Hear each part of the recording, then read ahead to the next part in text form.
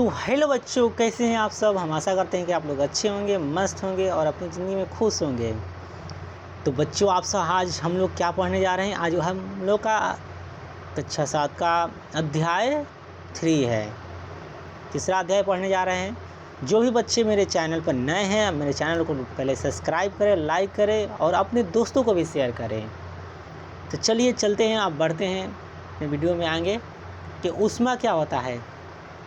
ऊष्मा के बारे में आप लोग भी जानते होंगे कि ऊष्मा एक प्रकार की ऊर्जा है जो एक वस्तु से दूसरी वस्तु में स्थानांतरित होती है। देखिए, देख भी रहा होगा आप लोग को स्क्रीन पे।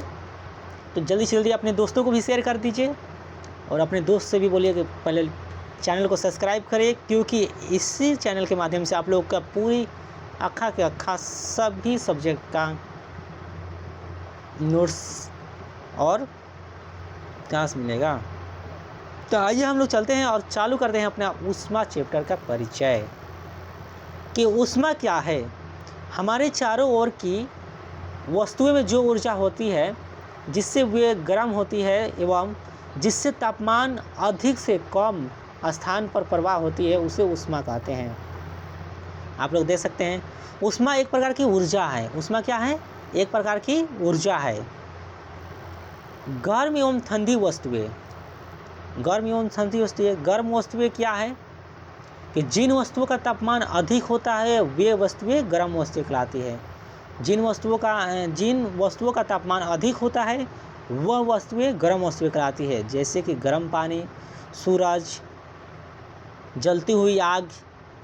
देखिए, ये पिक्चर में दिख रहा है गर्म पानी, ये गर्म वस्तुएं हैं, इसमें से गर्म जैसा निकल रहा है। आप लोग भी देखते हैं, गर्म पानी पीते हैं तो गर्म रहता है पूरा। ठंडी वस्तुएं किसे कहते हैं?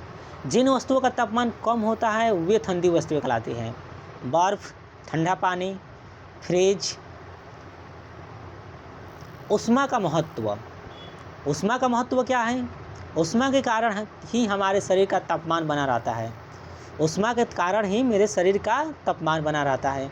भोजन पकाने, पानी गर्म करने, घर को गर्म रखने में ऊष्मा का उपयोग होता है। पौधे और जानवरों के जीवन निर्वाह के लिए ऊष्मा उपयुक्त तापमान आवश्यक है। विभिन्न उद्योगों और मशीनों के कार्यों करने में ऊष्मा की आवश्यकता होती है। विभिन्न उद्योग और मशीनों के कार्य करने में ऊष्मा की आवश्यकता होती है। चलिए अगले स्लाइड में चलते हैं। इसमें हम लोग पढ़ेंगे, इसको जूम कर लेते हैं, थोड़ा सा रुकिए, थोड़ा सा इसको जूम कर लेते हैं। आप लोगों को, सब लोगों को दिखाई दे रहा है, जूम कर दिए हैं। तापमान क्या है? अब तापमान के बारे में हम समझेंगे। ये देखिए, गर्म वस्तुएं, ये ठंडी वस्तुएं। किसी वस्तु के गर्म या ठंडा होने की डिग्री को तापमान कहते हैं। किसी भी वस्तु के गर्म या ठंडा होने की डिग्री को तापमान कहते हैं।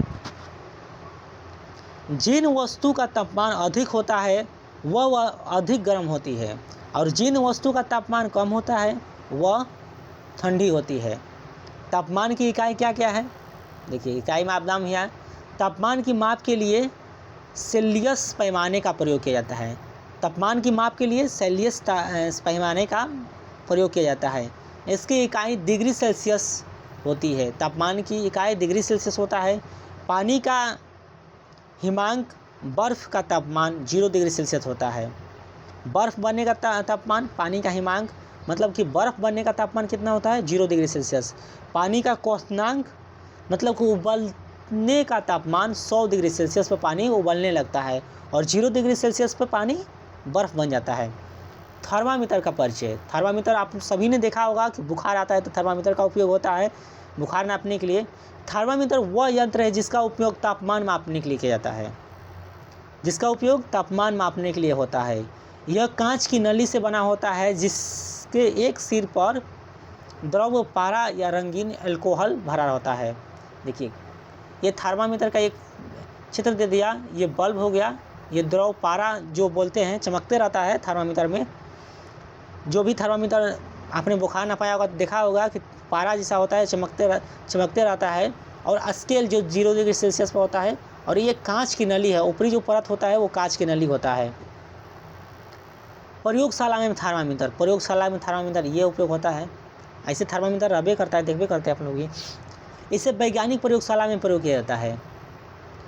इसमें पारे का उपयोग किया जाता है। थर्मामीटर में पारे का उपयोग होता है। इसका तापमान 10 डिग्री सेल्सियस से 110 डिग्री सेल्सियस तक होता है।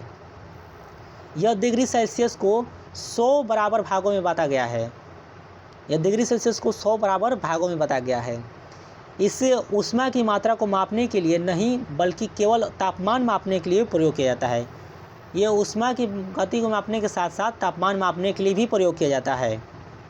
अगले स्लाइड में चलते हैं हम लोग। क्लिनिक थर्मामीटर जो डॉक्टर लोग यूज करते हैं। क्लिनिक थर्मामीटर वो थर्मामीटर है जिसका उपयोग मानव शरीर के तापमान को मापने के लिए होता है।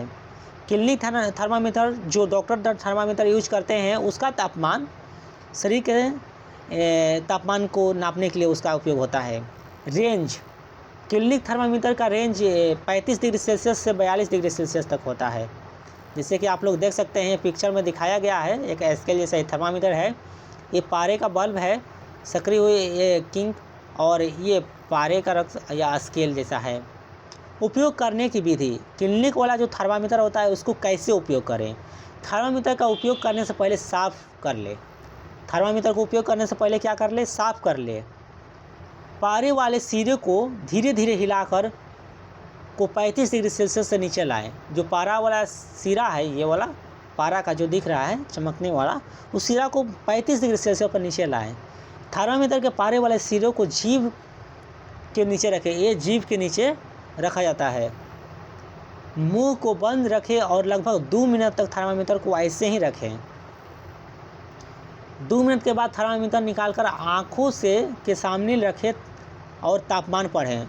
2 मिनट के बाद थर्मामीटर ऐसे डॉक्टर निकालता है, पढ़ता है कि हाँ इतना बुखार है। और देखिए इसमें सावधानियाँ क्या क्या बरतनी है। थर्मामीटर को धीरे से पकड़ने, इससे झटके नहीं। पारे वाले सिरों को दांत से न काटें। पारे वाला जो सिरा होता है उसको दांत से नहीं काटना चाहिए। थर्मामीटर का उपयोग से पहले और बाद में साफ़ कर ले। थर्मामीटर उपयोग से पहले और बाद में साफ़ कर ले। इसे बहुत अधिक गर्म या ठंडे स्थान पर न रखें। तो अब हम लोगों ने इतना पढ़ लिया। अब चलते हैं अगले स्लाइड में। ऊष्मा का प्रवाह। ऊष्मा का प्रवाह क्या है। ऊष्मा हमेशा गर्म वस्तु या अधिक तापमान वाले क्षेत्रों में, अभी थोड़ा सा हिल गया था। ऊष्मा हमारे गर्म वस्तु या अधिक तापमान वाले क्षेत्र या से ठंडी वस्तुओं या कम तापमान वाले क्षेत्र की ओर प्रवाहित होते हैं। इसे ऊष्मा का प्रवाह कहते हैं। ऊष्मा का प्रवाह में होता है कि गर्म वस्तुएं या अधिक तापमान वाले क्षेत्र से ठंडी वस्तुएं या कम तापमान वाले क्षेत्र में प्रवाहित होता है। इसे ऊष्मा कहते हैं। अधिक ताप से कम ताप की ओर। ऊष्मा का हस्तांतरण हमेशा उच्च ताप से हाई टेम्परेचर से निम्न ताप लो टेम्परेचर की ओर होता है। जब तक कि दोनों वस्तुओं का तापमान समान न हो जाए इसे ऊष्मीय संतुलन कहा जाता है। गर्म वस्तुएं अधिक तापमान वाली, ये ठंडी वस्तुएं कम तापमान वाली। दैनिक जीवन के उदाहरण, मतलब कि जो निजी जीवन में उपयोग हो रहा है उसका। गर्म चाय ठंडी हो जाती है, देखते हैं। फ्रिज के अंदर रखी ठंडी चीज़ें बाहर निकालने पर गर्म हो जाती है। फ्रिज का तापमान अलग है और बाहर का तापमान अलग है। सर्दियों में धूप में बैठने पर शरीर को गर्माहट मिलती है। गर्म लोहे की छड़ को ठंडे पानी में डालने पर पानी का तापमान बढ़ जाता है और छड़ का तापमान कम हो जाता है। गर्म लोहा को ठंडे पानी में डालते हैं तो पानी का तापमान बढ़ जाता है और छड़ का तापमान कम हो जाता है। ठंडे पानी का गिलास कुछ समय बाद कमरे के तापमान के बराबर हो जाता है। ठंडे पानी का गिलास जो होता है कुछ समय हम लोग कमरा में रख देंगे, तो रूम के अंदर रख देते हैं तो रूम के टेम्परेचर के बराबर हो जाता है। निष्कर्ष यही निकलता है कि ऊष्मा का हस्तांतरण जीवन के हर क्षेत्र में महत्वपूर्ण भूमिका निभाता है। ऊष्मा का जो हस्तांतरण है जीवन के हर क्षेत्र में महत्वपूर्ण भूमिका निभाता है। चलते हैं अगले स्लाइड में। सुचालक, कंडक्टर। वे वस्तुएं जिसमें ऊष्मा आसानी से प्रवाहित हो उसे सुचालक कहते हैं। सुचालक किसे कहते हैं? वे वस्तुएं जिसमें ऊष्मा आसानी से प्रवाहित हो उसे सुचालक कहते हैं। ये ऊष्मा को एक सिरे से दूसरे सिरे तक जल्दी से पहुंचाता है। जैसे कि ये देख सकते हैं, एक चित्र में दिखाया गया है कि आग नीचे से गिर रहा और एक धातु की छड़ है, जैसे लोहे के छड़ ले लो, एक समय से गर्म करते हैं दूसरे साइड में भी गर्म हो जाता है। अधिकतर धातुएं सुचालक होती है। अधिकतर धातुएं जो होती है सुचालक होती है। सुचालक धातुएं कुछ उदाहरण देख लो।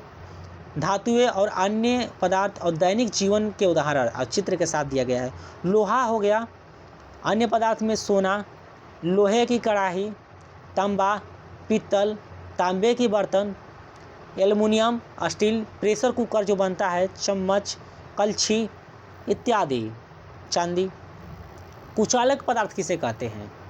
कुचालक वे वस्तुएं जिसमें से ऊष्मा आसानी से प्रवाहित नहीं होती है उसे कुचालक कहते हैं। जैसे कि लकड़ी हो गया, ये लकड़ी का एक छड़ है, उसमें गर्म करेंगे तो एक ही तरफ एक हाल आग लगेगा, दूसरी तरफ तो आग नहीं लगता है, उसे कुचालक कहते हैं। ये ऊष्मा को एक सिरे से दूसरे सिरे तक जाने नहीं देता है या बहुत धीरे से पहुंचाती है। अधिकतर गैर धातुएं कुचालक होती है। लकड़ी का चम्मच कुचालक होता है। प्लास्टिक की बाल्टी भी कुचालक है। रबड़ के दस्ताने भी कुचालक है। कांच का गिलास भी कुचालक है। ऊनी कपड़ा भी कुचालक है। निष्कर्ष यही निकलता है कि धातुएं ऊष्मा की अधिक सुचालक होती है, जबकि गैर धातुएं ऊष्मा की कुचालक होती है। जैसे कि अधातुएं ऊष्मा की कुचालक होती है। चलिए अगले स्लाइड में चलते हैं हम लोग। ऊनी कपड़े हमें गर्म क्यों रखते हैं, पढ़ेंगे अभी। वायु की भूमिका। वायु एक कुचालक है, यह ऊष्मा को अच्छा चालक नहीं होती है। ऊनी कपड़ों के रेशों के बीच बहुत सी वायु फंसी होती है। एक फंसी हुई वायु हमारे शरीर से मिलने वाली ऊष्मा को बाहर जाने से रोकती है। देखिए, ऊनी कपड़ा हो गया, ऊनी के रेशे, ऊनी में फंसी हुई वायु है जो हम लोग के शरीर से जो गर्मी होता है उसको बाहर जाने में रोकता है, ऊष्मा को बाहर जाने में रोकता है। इस प्रकार वायु शरीर की ऊष्मा को सुरक्षित रखती है और हमें ठंड से बचाती है। ऊन का महत्व। अभी ऊन का हम लोग महत्व पढ़ेंगे। पहला नंबर पे, ऊन एक प्राकृतिक रेशा है जो कुचालक की तरह कार्य करती है। ऊन एक प्राकृतिक रेशा है जो कुचालक की तरह काम करती है। ऊन के रेशे मुलायम और मुड़े हुए होते हैं जिनके बीच वायु आसानी से फंस जाती है। यह वायु हमारे शरीर के तापमान को बनाए रखते हैं में मदद करती है। इसलिए ऊनी कपड़े ठंड के मौसम में हमें गर्म रखते हैं। दैनिक जीवन में इसका क्या उदाहरण है ये पढ़ेंगे अभी हम लोग। हम सर्दी के मौसम में स्वेटर, मफलर, टोपी, ऊनी मोजे आदि पहनते हैं। पहाड़ी क्षेत्रों में रहने वाले लोग ऊनी कपड़े पहनते हैं। ठंडे देशों में रहने वाले लोग भेड़ के ऊन से बने हुए कपड़ों का उपयोग करते हैं। ऊनी रजाई या कंबल ओढ़ने से शरीर की ऊष्मा बाहर नहीं होती है। निष्कर्ष यही निकलता है कि ऊष्मा के रेशे के बीच फंसी हुई वायु जो एक कुचालक है, हमारे शरीर की ऊष्मा को बाहर नहीं जाने देती है और हमें गर्म रखती है। चलिए अगले स्लाइड में चलते हैं। अध्याय के महत्व पढ़ेंगे कुछ। अब धातु की छड़ प्रयोग में क्या क्या, प्रयोगशाली में धातु की छड़, मोमबत्ती पीस, एक मोमबत्ती का पीस ले लेंगे और एक धातु का छड़ लेंगे, जैसे बना हुआ वैसे करेंगे। अपने घर पर प्रयोग नहीं करना है इसको, ये एजुकेशन पर्पस से है, इसको लैब में ही करें आप लोग, जहाँ भी करें, घर पर ऐसा प्रयोग नहीं करें। धातु एक लंबी छड़ ले, फिर मोमबत्ती जलाकर उसे स्टैंड में रख लो। धातु की छड़ को मोमबत्ती के ऊपर इस प्रकार रखो कि छड़ का एक सिरा मोमबत्ती के ऊपर हो, जैसे कि इसमें दिखाया गया है। छड़ के दूसरे सिरे को मोम की सहायता से कुछ पिन चिपका दो। देखो चिपका दिया गया है पिन पे। कुछ समय बाद अवलोकन करो कि क्या होता है, ये भी गर्म हो जाएगा। अब देखो यहाँ पे चम्मच लकड़ी की तुलना, जो चम्मच लकड़ी है, चम्मच लकड़ी की तुलना में कैसे है, प्रयोग में लाएंगे हम लोग। एक धातु का चम्मच और एक लकड़ी का चम्मच लो, दोनों के सिरों को मोम की सहायता से पिन चिपकाओ और उन्हें मोमबत्ती की आंच के ऊपर रखो। अवलोकन करो कि किसमें पिन पहले गिर रहे हैं। अवलोकन, धातु के छड़ में पिन पहले गिर जाते हैं। अवलोकन करेंगे तो हम लोग धातु के छड़ में पिन पहले गिर जाएगा। धातु का चम्मच में पिन लकड़ी का चम्मच की तुलना में पहले गिर जाते हैं। लकड़ी के चम्मच में पिन देर से गिरते हैं। निष्कर्ष यही निकलता है कि धातु सुचालक होती है, लकड़ी कुचालक होती है। ऊष्मा हमेशा अधिक ताप वाली वस्तुओं से कम ताप वाली वस्तुओं की ओर जाती है। सुचालक में ऊष्मा तेजी से और कुचालक में ऊष्मा धीरे धीरे हस्तांतरित होती है। निष्कर्ष यही निकलता है कि निष्कर्ष देखिए आप लोग यहाँ पे, धातु ऊष्मा की अच्छी चालक होती है, इससे उसके ऊष्मा जल्दी जल्दी हस्तांतरित होती है। लकड़ी ऊष्मा की कुचालक होती है, इसलिए उसे ऊष्मा में धीरे धीरे या नहीं होता है। चलते हैं अगले स्लाइड में। अध्याय सारांश, माइंड मैप करते हैं क्या क्या आज पढ़े हैं हम लोग। और अभी भी जो भी बच्चा देख रहा है पहले सेशन को लाइक कर दें और अपने दोस्तों को शेयर कर दें और चैनल को सब्सक्राइब कर दें। और आप दूसरे भी डिवाइस से चैनल को सब्सक्राइब कर चुके हैं तो दूसरे डिवाइस से भी सब्सक्राइब करवाइए। इसमें ऊष्मा भी क्या कहता है, परिचय में हम लोग पढ़ें ऊष्मा क्या है, गर्म एवं ठंडी वस्तुएं। दूसरे में पढ़े थे हम लोग ऊष्मा का हस्तांतरण, ऊष्मा अधिक ताप से कम ताप की ओर, दैनिक जीवन के उदाहरण, सुचालक और कुचालक। सुचालक धातु वस्तुएं होती हैं, कुचालक लकड़ी ऊन आदि उदाहरण होते हैं कुचालक के। तापमान एवं थर्मामीटर, तापमान क्या है, इकाई डिग्री सेल्सियस थर्मामीटर के प्रकार हैं। ऊनी कपड़े हमें गर्म क्यों रखते हैं, वायु की भूमिका, ऊनी का महत्व, दैनिक जीवन के उदाहरण हैं। क्लिनिक में थर्मामीटर 35 डिग्री सेल्सियस से 42 डिग्री सेल्सियस उपयोग और सावधानियां होती है। महत्वपूर्ण प्रयोग, धातु की छड़ और वाला प्रयोग, चम्मच की लकड़ी की। निष्कर्ष, वन लाइनर आंसर कुछ पढ़ेंगे हम लोग। ऊष्मा एक प्रकार की ऊर्जा है। ऊष्मा का प्रवाह ताप के निम्न ताप की ओर होता है। ताप मापने का यंत्र थर्मामीटर होता है। ताप की इकाई को डिग्री सेल्सियस कहते हैं। धातु ऊष्मा की सुचालक होती है। लकड़ी ऊन ऊष्मा की कुचालक होती है। लकड़ी कपड़ों के बीच वायु फंसी रहती है जो हमें गर्म रखती है। धातु की छड़ जल्दी गर्म होती है। क्लिनिक थर्मामीटर का रेंज 35 डिग्री सेल्सियस से 42 डिग्री सेल्सियस होता है। वीवीआई क्वेश्चन जो अति महत्वपूर्ण है, जो एग्जाम ऑफ व्यू से बहुत ज़्यादा इंपॉर्टेंट है, इसको बना कर जाइएगा एग्जाम में। इसी से क्वेश्चन आएगा, इस पार्ट से, तीसरा पार्ट से आएगा तो इसी से आएगा, थर्ड लेसन से आप लोग का। उसमें हमेशा अधिक तापमान से कम तापमान की ओर प्रवाहित होती है। पारे का गलनांक 39 डिग्री सेल्सियस से 357 डिग्री सेल्सियस होता है। यहाँ क्लिनिक थर्मामीटर के पारे का उपयोग होता है। धातु की छड़ चम्मच आदि सुचालक है। ऊनी लकड़ी प्लास्टिक कुचालक है। हमारे शरीर का तापमान 37 डिग्री सेल्सियस होता है। तारों की लकड़ी का हैंड इसलिए लगाया जाता है क्योंकि लकड़ी ऊष्मा की कुचालक होती है।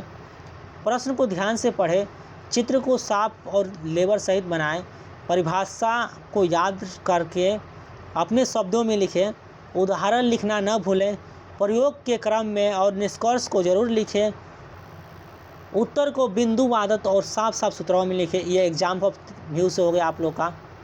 चलते हैं लास्ट स्लाइड में। आप लोग को कुछ इसमें भी क्वेश्चन दिया हुआ है, जिससे कि क्वेश्चन पूछ सकता है कि ऊष्मा क्या है, तापमान किसे कहते हैं, तापमान की इकाई क्या है, थर्मामीटर किसे कहते हैं, क्लिनिक थर्मामीटर की रेंज क्या होती है, ऊष्मा हमेशा किस दिशा में प्रवाहित होती है, सुचालक किसे कहते हैं, कुचालक किसे कहते हैं। 2 नंबर में क्वेश्चन पूछ सकता है कि ऊष्मा और तापमान में क्या अंतर है, थर्मामीटर के प्रकार को लिखिए, इसके प्रयोग बताइए, क्लिनिक में उपयोग होने वाले थर्मामीटर का वर्णन करिए, ऊष्मा का सुचालक और कुचालक में अंतर रखिए, ऊनी वस्त्र कपड़े गर्म क्यों रखते हैं, ऊष्मा का प्रवाह कैसे होता है, ये भी देख सकते हैं। थर्मामीटर क्या है, इसके विभिन्न वर्णन करें। ऊष्मा, तापमान और उससे संबंधित महत्वपूर्ण बिंदुओं को विस्तार रूप में लिखिए, विभिन्न थर्मामीटर का वर्णन कीजिए और उसका उपयोग लिखिए। 5 नंबर में नंबर हो जाएगा आप लोगों का। कुछ ऑब्जेक्टिव क्वेश्चन भी है, यहाँ पढ़ सकते हैं। ऊष्मा किस प्रकार की ऊर्जा है, तापमान की इकाई क्या होता है। आप लोग जरूर इस चीज़ को बनाकर हमारे कमेंट में कर दीजिएगा। और ऐसे ही वीडियो पाने के लिए पहले मेरे चैनल को सब्सक्राइब करिए, लाइक करिए, शेयर करिए और अपने दोस्तों को शेयर करिए। आज के लिए इतना ही, मिलते हैं नए वीडियो के साथ, तब के लिए जय हिंद, जय भारत।